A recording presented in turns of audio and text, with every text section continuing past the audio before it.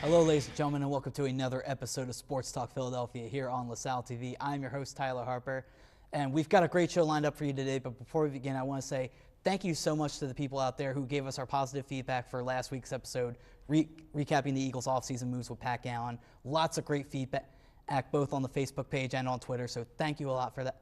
And it was very cool. And speaking of very cool, I've got to introduce you to my panel today, a very cool, I guess I could say, panel. Tim Durrani making his STP debut alongside Kevin Cook and Tommy McIntyre. Guys, thank you for joining me. And to begin our show, we're going to start with some Eagles talk. And I've got to check my watch because it could be Tebow time in Philadelphia. Yeah, you heard me. Tim Tebow working out for the Eagles. Let's see his stats. 75.3 passer rating, 2,422 passing yards, 17 touchdown passes, 12 rushing TDs, but 14 fumbles and 9 interceptions. All right, so the story here is late last week, he comes in, does a workout, leaves without a contract. So everyone thinks, all right, maybe that's the end of it. Not quite. There's a report out there saying that if the Eagles can trade away Matt Barkley, that there's an 80% chance that they sign Tim Tebow. Now, this is only one source, but my question is, and I guess, Tim, we'll start with you. First, who wants Matt Barkley? I don't know why. And second, would you want to see Tim Tebow as a Philadelphia Eagle? I mean, with the whole thing that Chip Kelly's doing with this offense, I could totally see it. Tim Tebow, he is like a power-running quarterback. So it's a different style he likes to bring. You know, Chip Kelly has that unique offense that he brings to the NFL. Nobody's ever seen it before. But for teams that want Matt Barkley, I see Chip Kelly clearly doesn't have interest in him. He's trying to get rid of him. There's speculation he's trying to get rid of him. So I don't really see any teams making a move for him, but maybe the Eagles can sneak maybe a 4th, 5th round draft pick for possible teams that need a backup, reliable backup in Barkley. He didn't play much, didn't show much, but maybe that's the best the Eagles could get out of him. Kevin, do you want to see Tebow in Philadelphia? I would love to see Tebow here. I'm all on board. I mean, just for the reasons he said.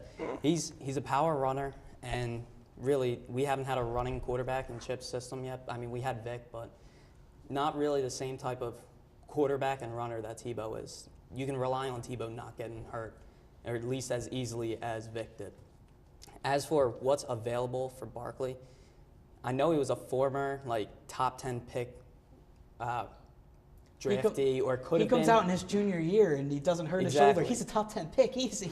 So you can make the case that some team out there does want him, but I don't really know right now, especially played in one game, I think, maybe, and he threw a couple picks. Which he filled in that Dallas game when Nick Foles went down, and he threw 2 picks and didn't help the cause. Yeah, it wasn't a good game. Yeah, so from his showing in the NFL, I don't think any team really would want him. But, I mean, for a 7th round pick, maybe. For a late flyer on somebody that could have been a first rounder. Maybe. Tommy, are we going to see Tebow Mania run wild in Philadelphia? Out of all the crazy things that have happened, I think this is the most not out there, honestly. This is actually I've heard about this a while ago, actually. People have said, Tim Tebow in Philly, because of the style of offense that Chip Kelly ran in college, and the fact that that is the kind of offense that you would need a Tim Tebow to really play in, is a guy that's going to run, a guy that's going to hand the ball off a lot. And obviously this is what they're building here, because they just signed all these running backs and they have no wide receivers. So, I mean, it kind of actually fits that scheme. And, I mean, in all honesty, it's not like Matt Barkley has shown us anything that is really making us not want to trade him. And we don't really have any quarterback on our actual roster that we know is going to be good. So I mean, why not?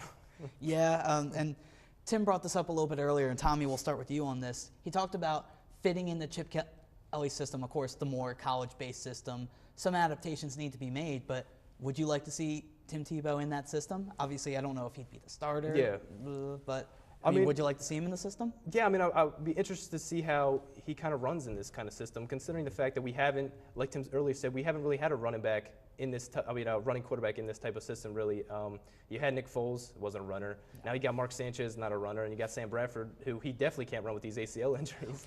I don't even know if we want him on the field too much. You got to be careful. So, yeah, I mean, you know, Tim Tebow's a leader. He's going to be a great clubhouse or locker room guy, however you want to call it, and I'll be interested to see him come along. I mean, why not? I think he'll definitely bring a lot of spirit to this team. Just when this ride couldn't get any crazier. Kevin, you like him in this system? Definitely.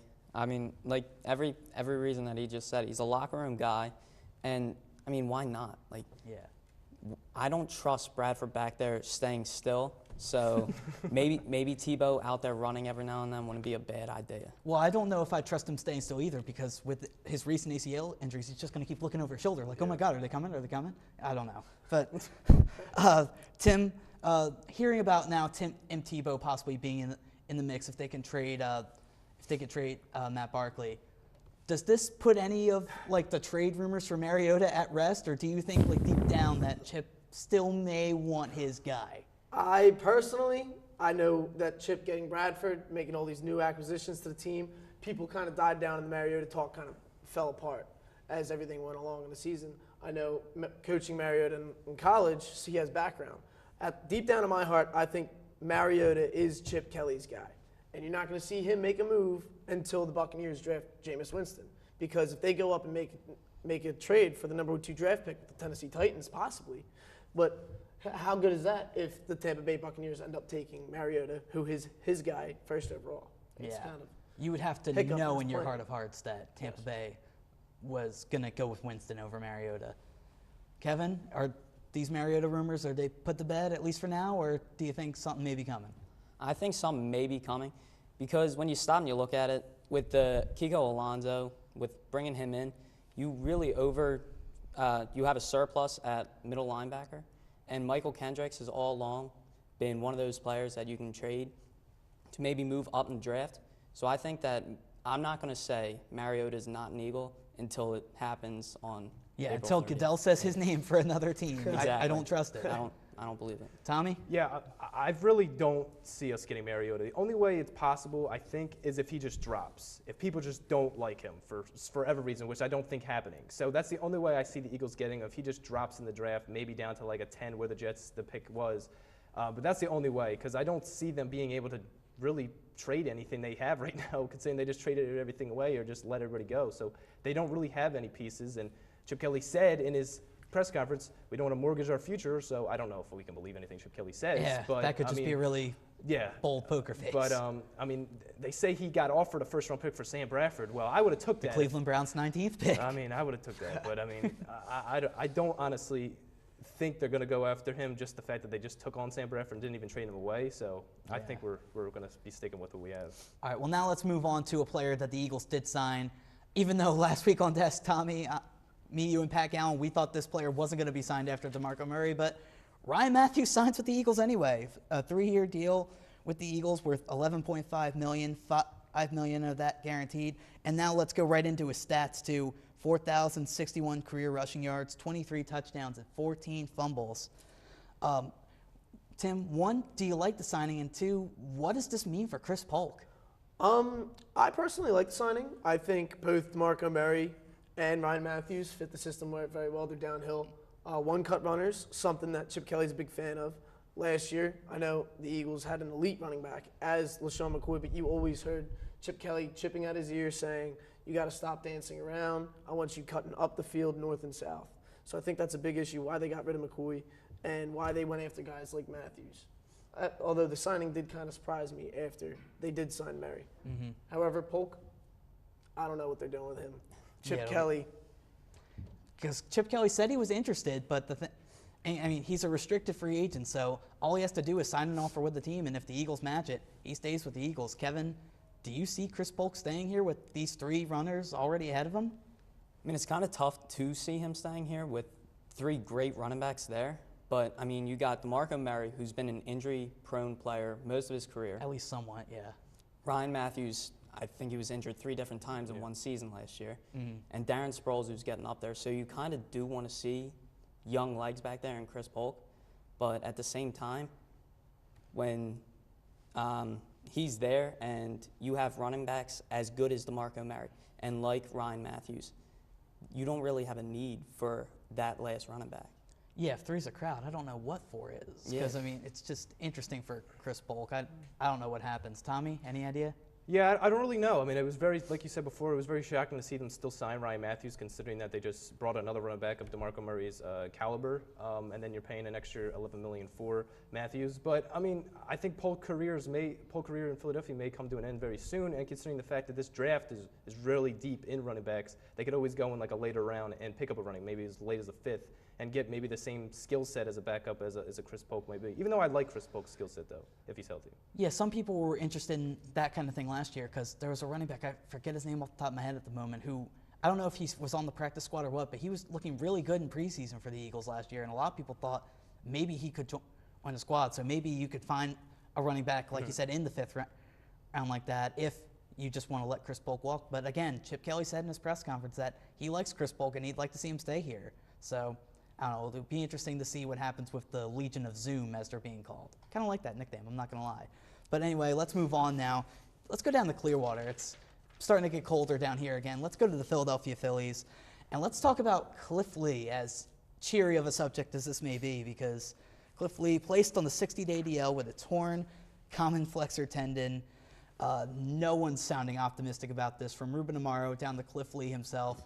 I mean, Cliff Lee himself, when he was interviewed about it when he stopped throwing for a few days, said, yeah, if I get surgery, this could mean my career. So he's going to try to rehab it at first without surgery, but it's sounding to me like everyone's thinking that this guy's career is over, maybe even including Cliff Lee. Tim, do you think Cliff Lee's done? There's not much left in the tank there, Tyler. Cliff Lee, he's 36 years old. He's going for surgery in his elbow. He had a torn common flexor tendon, and that's just something. It's in your elbow. It's messed up. It doesn't look good for Phillies fans, and it's heartbreaking. Cliff Lee did a great job in Philadelphia pitching for us, especially in the '09 World Series. He was such a dominant factor, but I don't think he'll be back anytime soon. I think he'll dip off, kind of like Roy Halladay did in his declining year with the Philadelphia Phillies.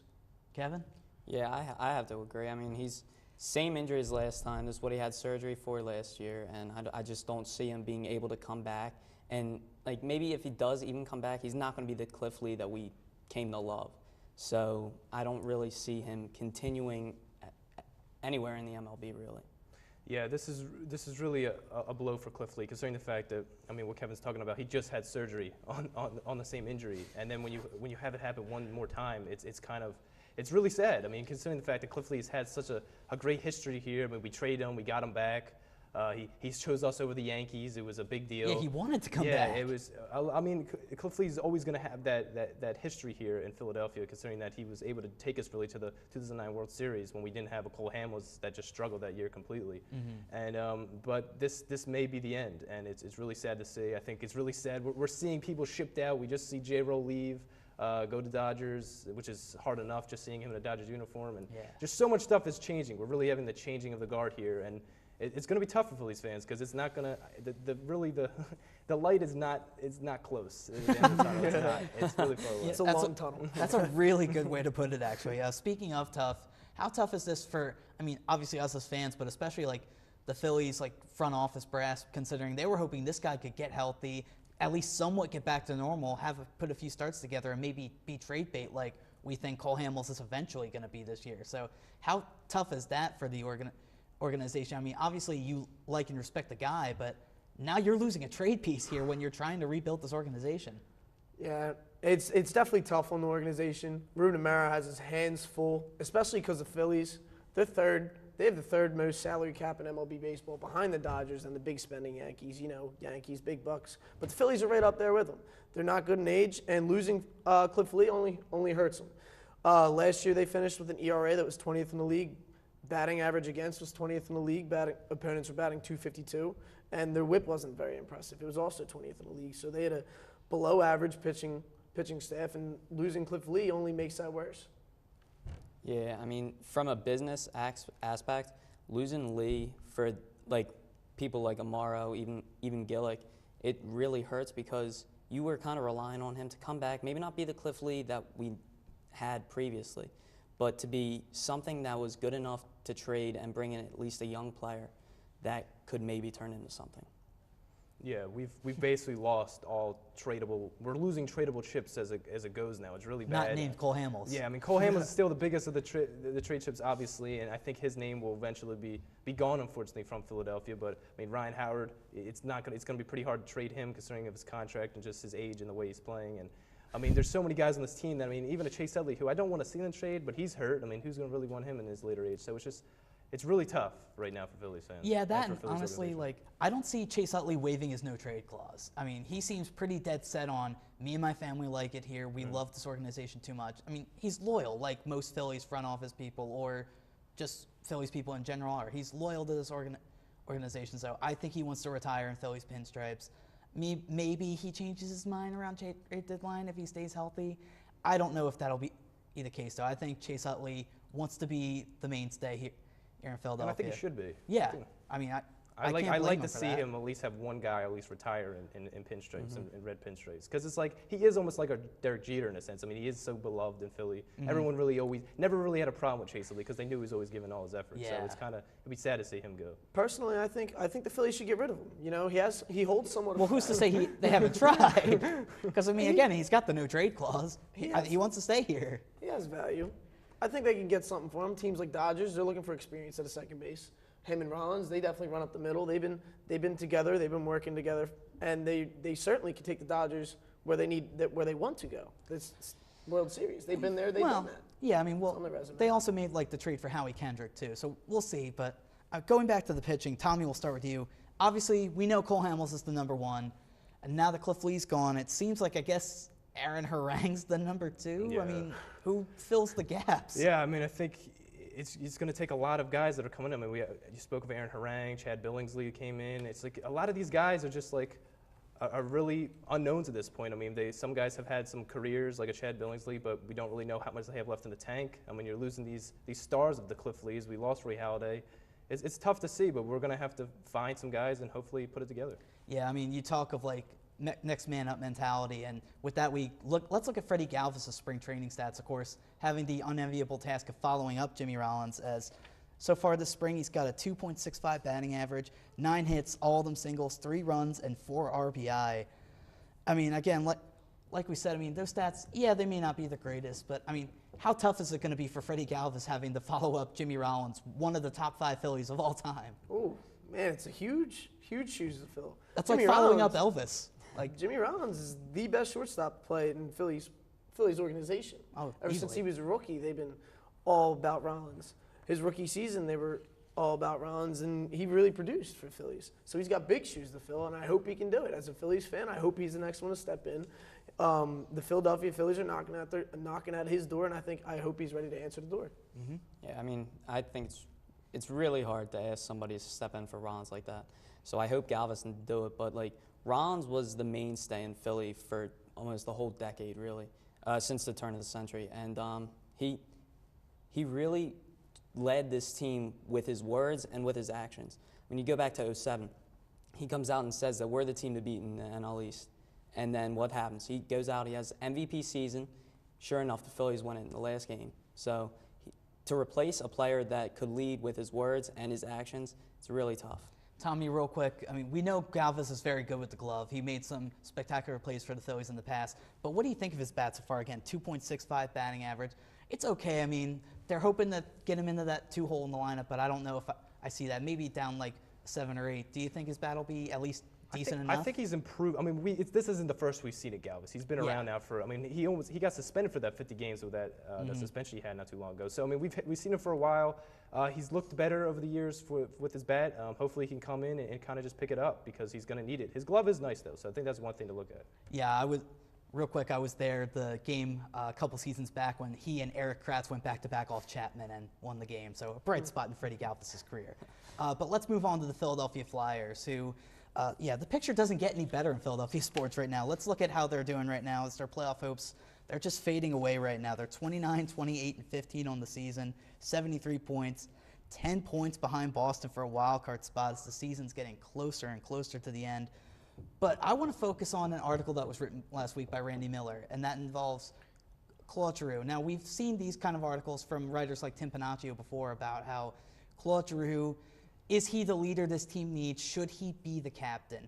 Because since he's officially been the captain, of course, there was the year that Pronger got hurt that they had the 3 assistants with like him, Simmons, and Hartnell, or actually Timonen rather, and Hartnell.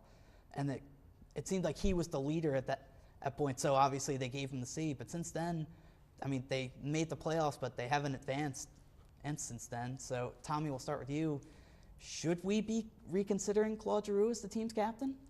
I don't think so. I mean, I think it takes more than just one guy, obviously. I mean, they need to get more players around him to really – I mean, because it's not like Lejeune hasn't been playing very well. I mean, Lejeu's been doing his part for the most part. I mean, yeah, obviously he had Voracek this season really step it up.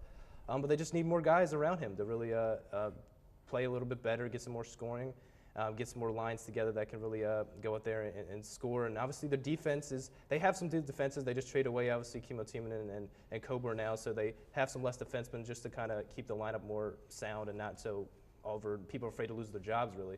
But it's really going to take some time to really just find the pieces that got to add to this puzzle. Kevin?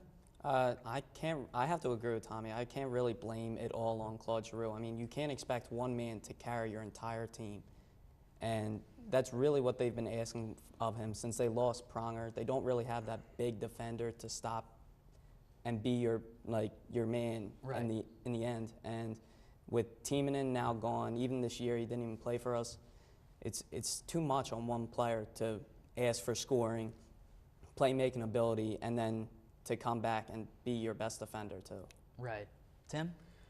I'm in complete opposition with you guys. I think opposition. I think Claude Giroux, he's a great hockey player, and the stats show it. Obviously, he's been among the top of the stats and points for the past 4 seasons. But one play I look back on is when the Philadelphia Flyers were playing the Boston Bruins, and they were up late, 2-1. They have 15 seconds left. And Claude Giroux, they have a chance, if they win this game in regulation, they have a chance to pick-pack their way back into the race for the playoff contention because Boston is who they're chasing. And Claude Giroux goes into the face-off, and you got to figure it's in the Philadelphia zone. If Claude Giroux goes out there and wins that face-off, shows his team, look, I got you, I have your back. I will win this face-off. We will win the game. That's the leadership play that I want to see from him. And I can't see any of those plays from Claude Giroux.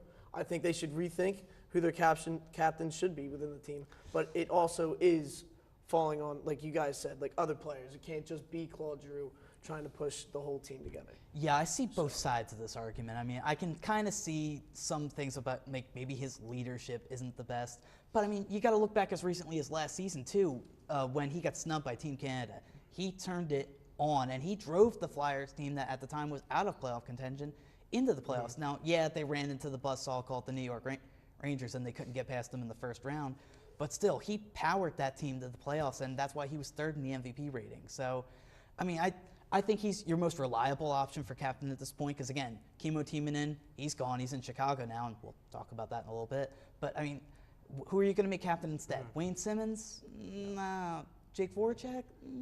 Claude Giroux, I think, is, at least for right now, your best bet as captain. Maybe next year, if more of the same happens, you reconsider. But I think right now, number 28 is your best bet to wear the C. And real quick, we brought it up. Kimo Timonen is coming back to the Wells Fargo Center. Let's look at his career stats. 117 goals, 454 assists, 571 points, 1,099 games played. The man's been in the league for a while. 519 of those games with the Flyers. And, of course, he was on that Eastern Conference Championship team in the 2010 season. Tommy, I mean, obviously, Kimo Timonen's going to get a huge reaction when he comes back. But how important was Kimo Timonen all those years for the Flyers? Very important. You mentioned that 2010 championship run to the Stanley Cup, definitely a huge deal in that, and he's really well respected in the Philadelphia fans community. So I think he'll get a warm reception, like you said. Oh yeah, unlike Peter Laviolette, I think you'll see Timonen at least raise his stick because Peter Laviolette just no-sold the reaction. But now we move on to our favorite part of the show. It's Fast Five time. So of course, 5 just questions down the panel. Tim, we start with you. One of Tebow's many accomplishments in the league is, of course, making the Tebow famous. So what's your favorite quarterback celebration? Do you like discount double jack? Do you like Money Manziel? Do you like kissing the bicep? What do you like? I like Johnny Manziel. You like Money Manziel? I don't know. Showing everybody what he wants. Superman. You got Superman. Oh, yeah, too. Cam Newton, Superman. That's a good one. I don't know. I think I got to go with the discount double check. I mean, the man's got the ring to prove it. So, yeah, that's true.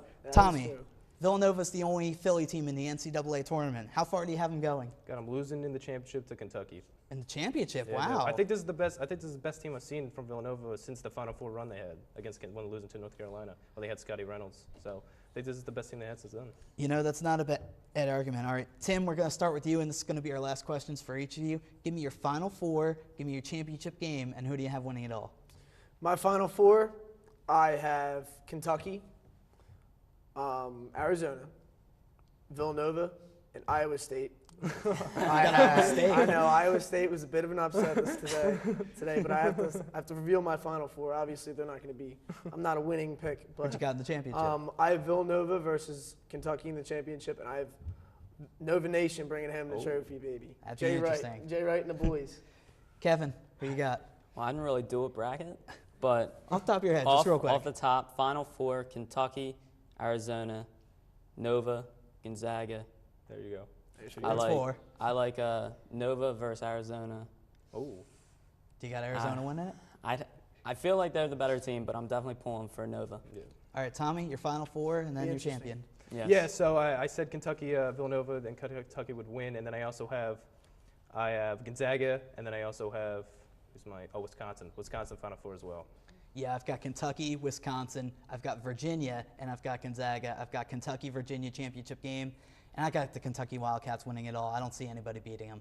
So It's so easy just for them in that conference. They don't really play anybody in that that place. yeah, that's very true. But I've got them winning it all. So let's see what happens. All right, well that'll do it for us this week for Sports Talk. But obviously, you can see us anywhere on social media. We're there: Facebook, Twitter. You can catch all our full episodes on YouTube. You could see us all there. Reach out to us if you like the product. Maybe if you don't like the product, but no, if you like the product, reach out to us. We love the positive attention. Of course, like I said, we got a lot of positive attention from the episode last week, so we really appreciate that here at STP. All right, for Tommy, for Kevin, and for Tim, I'm Tyler Harper. Thanks a lot for joining us, and we'll see you next time.